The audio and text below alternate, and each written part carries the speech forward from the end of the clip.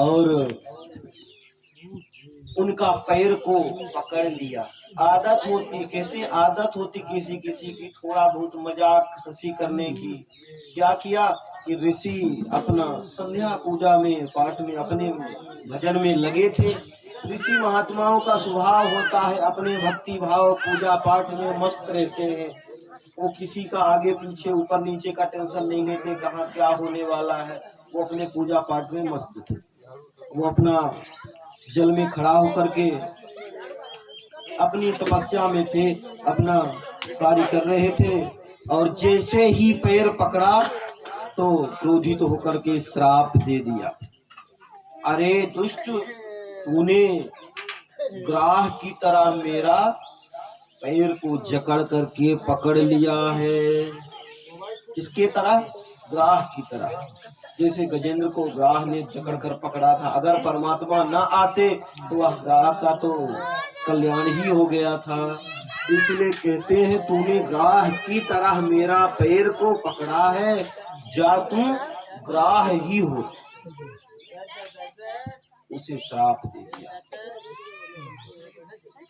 और कहते संतों का महात्माओं का वचन पूर्ण हो ही जाता है, और वह हो गया। गजेंद्र यह द्रविड़ प्रांत का पांड्य देश का राजा था। इंद्रुम्न नाम का यह जो राजा परम वैष्णव था, यह मलयाचल पर तपस्या करता था। एक दिन अगस्त के आने पर पूजा में लगा रहा, न तो उठा और न तो प्रणाम किया। हम आए कथा करने और ये सारे महापुरुष यहाँ बैठे के बैठे रह जाएं, है ना। और ना कोई आदर, ना कोई सम्मान, ना कोई इज्जत। पंडित जी आए, चुपचाप कथा करना चालू कर दिए बैठकर। फिर जैसे बैठे थे वैसे ही बैठे रह गए। इनसे कोई मतलब ही नहीं हुआ। कौन आया कौन गया, क्या हुआ क्या नहीं हुआ, यह तो ध्यान रखना चाहिए, ध्यान रखने की बात है। लेकिन यह भी नहीं हुआ। ना तो उठे, ना उठते कोई बात नहीं थी। ऐसे ही जमा करके थोड़ा सा हाथ ही जोड़ लेते तो प्रणाम हो जाता है ना। लेकिन वह भी नहीं हुआ। क्रोध करके बोले, कहते हैं विप्राणाम वंत विशात्रम तमो बंधम यथा गजः स्वामिति। तो ऐसे बैठा है, ब्राह्मणों का अपमान करने वाले तू गज, जा तुझे गज के समान अविवेकी। क्या कहते हैं? तुम ऐसे ब्राह्मणों का अपमान करने वाले तू गज, हाथी की तरह। हम कहते हैं ना, अरे हाथी की तरह लेटे रहते हो, कभी कुछ काम नहीं करते हो, कभी किसी काम में नहीं आते हो, लेटे लेटे तुम सारा दिन व्यतीत कर देते हो, होता है ना। तो कहते तुम गज की तरह दिन भर अपने किसी चिंता तुम्हें नहीं, कोई भी किसी प्रकार की, यहाँ वहाँ लेट जाते हो तो तुम्हारे लेटने का कोई ठिकाना ही नहीं। कब तक लेटे रहो, लेटे लेटे सुबह शाम हो जाए, शाम सुबह हो जाए, लेकिन तुम लेटे हो, अविवेकी हो। जाओ तुम गज हो जाओ। बाद में पीछे विनती करने पर कहा कि तेरा गज योनि से भी मुक्ति हो जाएगा, लेकिन भगवान श्री हरि ही है। हम तो श्राप दे दिए, लेकिन तुझे आशीर्वाद भी दे रहे हैं। क्या आशीर्वाद? कहते तुझे आशीर्वाद दे रहे हैं कि तुम जा, तो भगवान हरि तेरा उद्धार करेंगे।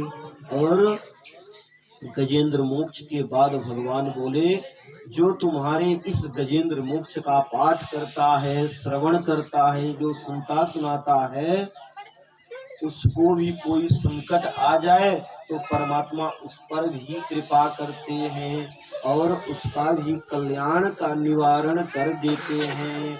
उसकी बुद्धि निर्मल होकर के ईश्वर में भक्ति में बुद्धि हो जाती है।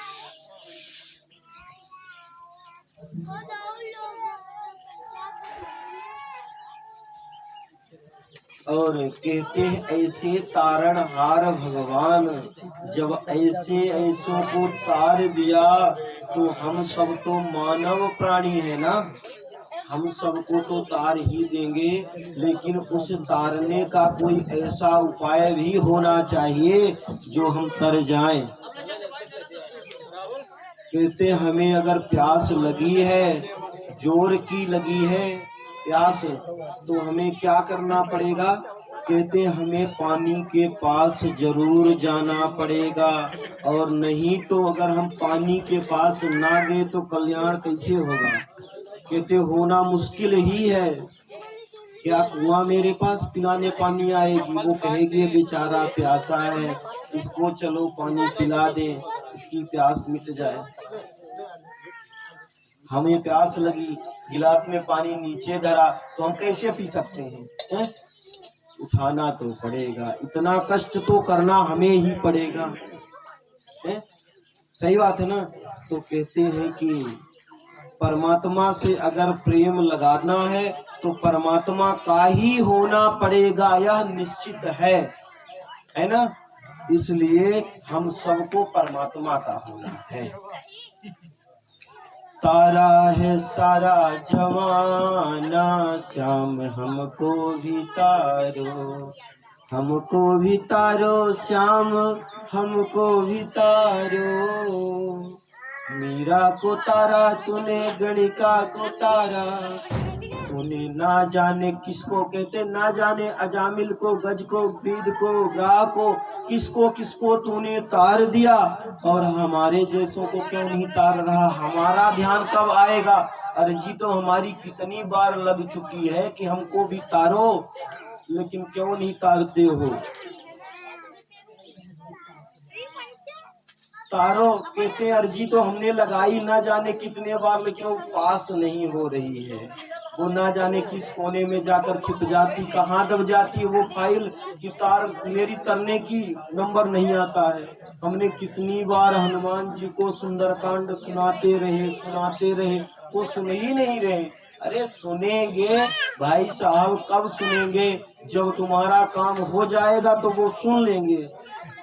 कहते तपस्या करते रहो, पूजा पाठ करते रहो, जब तुम्हारा पूरा हो जाएगा ना तो अपने आप फाइल पलटनी चालू हो जाएगी। बार बार हमारे पास अर्जी लगाने की जरूरत कहाँ है? जब पूरा होगा तपस्या ना तो अपने आप फाइल पलटेगी और आपका काम तुरंत हो गया। सेवा के हरिलाल की। इसके बाद हम सब समुद्र मंथन की कथा की वर्णन सुनेंगे। दुर्वासा मुनि का इंद्र को श्राप की भी कथा इसी में आती है। पंचम मनु श्री सुखदेव जी कहने लगे, हे परीक्षित, पंचम मनु रेवत मनु हुए, उनके बाल विंध्यादि पुत्र थे, जो विभु नाम का इंद्र, हिरण्य रोम आदि ऋषि, सप्त ऋषि थे। उसमें शुभ्र की पत्नी बैकुंठा से भगवान ने अवतार लेकर के बैकुंठ का निर्णय को निर्माण, जिसे हम कहते बनाना है ना, निर्माण कहते हैं, वो चालू कर दिए, निर्माण किया। फिर षष्ठम मनु, जो छठवा मनु चक्षुष मनु हुए, जो चक्षु का पुत्र था, उन्होंने शतंभु थी, मैं आपको अंश उत्पन्न कहते हैं, जिसे हम अंश उत्पन्न होकर के अजित नाम से प्रसिद्ध हुए। एक कहते हैं रूप से कच्छप रूप धारण करके, और दूसरे रूप में समुद्र में मंथन करके समुद्र से 14 रत्न निकाले थे। परीक्षित पूछने लगे, कहते हे प्रभु, भगवान को समुद्र मंथन करने की तथा अमृत निकालने की क्या आवश्यकता हुई है? वो स्वयं भगवान थे, तो उन्हें समुद्र मंथन करने की क्या आवश्यकता ऐसी पड़ गई कि उन्हें समुद्र मंथन कराना। श्री सुखदेव जी बहुत सुंदर यहाँ भाव देते हैं। दुर्वासा